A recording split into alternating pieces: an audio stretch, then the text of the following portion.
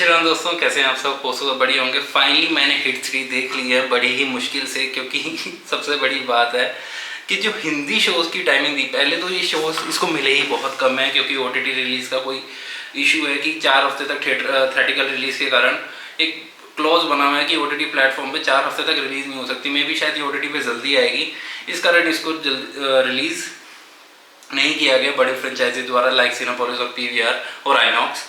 और PVR आइनॉक्स सब एक ही हो चुके हैं, तो ऑब्वियस सी बात है इस करके इसको रिलीज़ नहीं किया गया। और सबसे बेकार चीज़ जो लगी मुझे कि इसको हिंदी जो शोज़ है, जो एक ही शो दिया हुआ था, वो लेट नाइट के शोज़ दिए हुए हैं, वो मुझे पता नहीं क्यों समझ नहीं आया।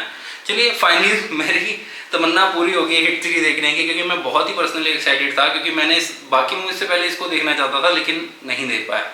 चलिए अब देख लिए तो अब इसका डिस्कशन करते हैं। ऑब्वियस सी बात है कि पहले मूवी की जो फ्रेंचाइज है सुलेश कनालू जी द्वारा बनाई गई है, रिटर्न और डायरेक्टेड दोनों उन्हीं के द्वारा है, और स्टारिंग में इस बार है नानी और श्रीनिधि शेट्टी। देखिए जो फर्स्ट हाफ है, जिसमें जो स्टार्टिंग के 30 मिनट्स या कह लो 40 मिनट्स है, उसमें जो लव स्टोरी वाला एंगल है, अगर उसको छोड़ दें तो ऑब्वियस बात है अच्छी है। हालांकि इन्होंने जो लव स्टोरी वाला एंगल है उसमें भी इन्होंने एक सरप्राइज एलिमेंट डाला है, मतलब कि सस्पेंस क्रिएट किया हुआ है।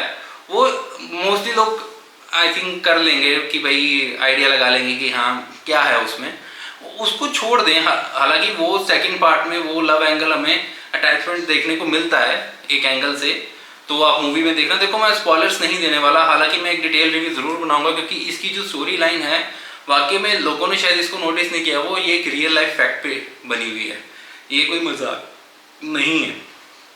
जो अगर आपको देखने को मिले ना, तो ये कोई मजाक नहीं है, ये एक्चुअल में रियल लाइफ फैक्ट पे स्टोरी बनी है। हालांकि हर बार की तरह हमें एक वो जो सरप्राइज किलर मिलता था ना, जिसे हमें ढूंढना पड़ता था हर बार माइंड लगाने के लिए, ऐसा कोई सरप्राइज किलर नहीं है। इस बार जो नानी है वो डायरेक्ट ढूंढ रहे हैं। स्टार्टिंग में दिखाते हैं कि जो नानी है वो जेल में चले जाते हैं, उसके बाद वो एक जो क्रिमिनल है उसको अपनी वो जब पूछते हैं कि भाई तू यहाँ पे क्या कर रहा है, तूने ही सबसे ज़्यादा जो है, आपने जैसे कि देखा भी होगा कि भाई तूने सबसे ज़्यादा लोगों को अंदर जेल में कराया, फिर वो बताते हैं। तो वहाँ पे दिखाते हैं बाद में कि जैसे नानी है वो एक बड़े ही यूनिक वे में, एक अलग ही वे में कि भाई जो क्रिमिनल्स हैं उनको मार रहे हैं, कि जैसे शरीर के कुछ ऐसे पार्ट्स निकालना, गला रेतना, ठीक है, एक पर्टिकुलर पार्ट पे उल्टा लटका के मारना।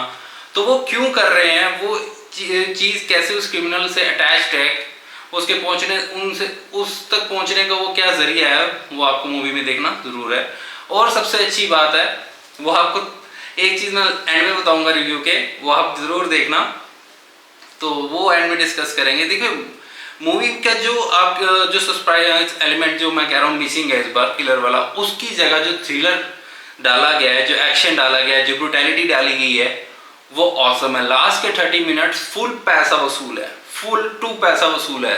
मैं बिल्कुल भी लिटरली कहूंगा, देखो अगर आप सोचो कि मार्को से रिलेट मत करना, ऑब्वियस सी बात है मार्को में देखो स्टोरी की कमी थी, ब्रूटैलिटी इससे 2 लेवल अप थी, 2 लेवल अप कहूंगा जरूर। लेकिन यहाँ पे जो स्टोरी है और कॉन्सेप्ट है वो उस ब्रूटैलिटी को और किलिंग को जस्टिफाई करता है, ये सबसे अच्छी बात है। जहाँ पे मार्को में स्टोरी की कमी थी लेकिन ब्रूटैलिटी हाई थी, यहाँ पे ब्रूटैलिटी है, not up to the mark like Marco, लेकिन जो स्टोरी और कॉन्सेप्ट के साथ जो ब्रूटल किलिंग दिखाई है वो उस आपके दिल को, वो कहते हैं ना, एक सुकून देगी कि जब किलिंग जो हो रही होंगी वो आपको एक सुकून देंगी कि हाँ भाई ये होना चाहिए इनके साथ।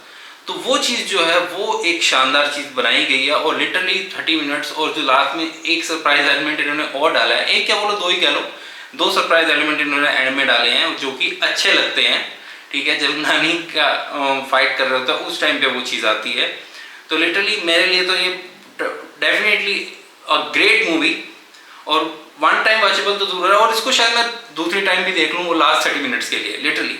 बाकी तो पार्ट्स में देखो सस्पेंस पे ज़्यादा क्या है, तो ऑब्वियस ही बात है सस्पेंस को आप एक ही बार देखते हो, लेकिन इसके लास्ट 30 मिनट्स आप दूसरी बार भी देख सकते हो। और हाँ, जैसे कि मैंने बात की थी कि एंड में एक सरप्राइज एलिमेंट बताऊंगा आपको। हाँ, 4th पार्ट आ रहा है, और हमारे जो आ रहे हैं हीरो नए, वो आपको थंबनेल में देख के पता लग जाएगा कि कौन आ रहे हैं, तो आइडिया आप लगा ही सकते हैं, क्योंकि पूरी डिटेल में दूंगा नहीं, ठीक है। वो आप फिल्म के एंड में देखना, तो आपको आइडिया लग जाएगा थंबनेल से। और मैं ये बच्चों की दृष्टि से तो बिल्कुल नहीं कहूँगा, ऑब्वियसली बात है, ब्रुटैलिटी है तो बच्चों की दृष्टि से तो बिल्कुल नहीं है। हाँ, कोई सेक्स न्यूडिटी ऐसा कुछ भी नहीं है, ब्रुटैलिटी ही ब्रुटैलिटी है, लेकिन सेक्स एंड न्यूडिटी नहीं है। लेकिन फिर भी बच्चों के नज़रिए से मूवी नहीं देख सकते और ना ही हार्ट पेशेंट्स के नज़रिए से। तो बिल्कुल बच्चों और बुजुर्गों को इस मूवी से दूर रखना। और लेकिन मैं कहूँगा अगर आपके आसपास लगी है तो थिएट्रिकल एक्सपीरियंस जरूर लिए, चाहे सिंगल स्क्रीन में लगी है।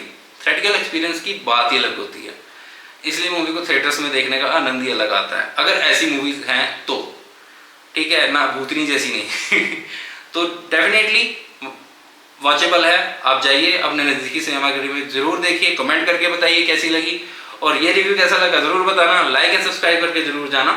जय श्री राम।